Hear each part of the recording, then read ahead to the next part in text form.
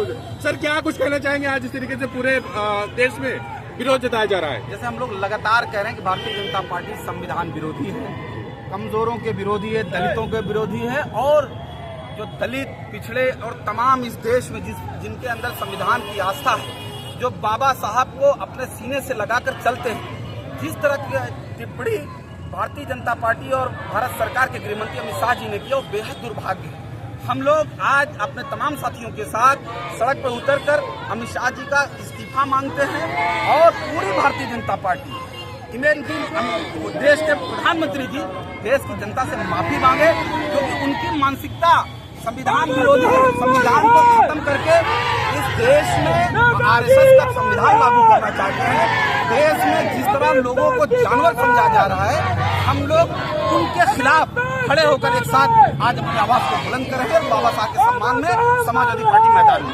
क्या लगता है लगातार टिप्पणियां की जा रही है बाबा साहब अम्बेडकर के प्रति? कभी कभी ऐसा भी बोला जाता है सत्ता पक्ष के द्वारा कि अब संविधान को खत्म कर दिया जाए।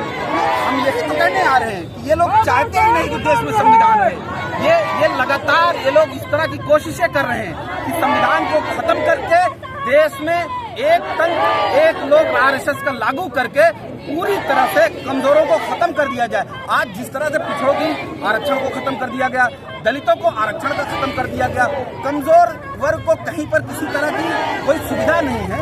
हम लोग उसी की लड़ाई लेकर 24 में भी लड़े और हम लोग 27 में भी लड़ेंगे, और बाबा साहब का जिस तरह अपमान किया है, यही जनता उनको उठाकर फेंकेगी और ऐसी जगह फेंकेगी कभी ये लोग लौट कर वापस। क्या लगता है अगर मांगे नहीं पूरी की गई या इस्तीफा नहीं देते तो किस तरीके से समाजवादी पार्टी अगर मांगे पूरी नहीं करेगी, पूरे देश भर में सड़क पर उतरकर संवैधानिक तरह से हम लोग आंदोलन करेंगे और घर घर जाकर लोगों को बताएंगे कि ये भारतीय जनता पार्टी लोग विरोधी है, संविधान विरोधी है, बाबा साहब भीमराव अम्बेडकर विरोधी है। हम लोग घर घर जाकर इस बात को बताने का काम। बहुत शुक्रिया।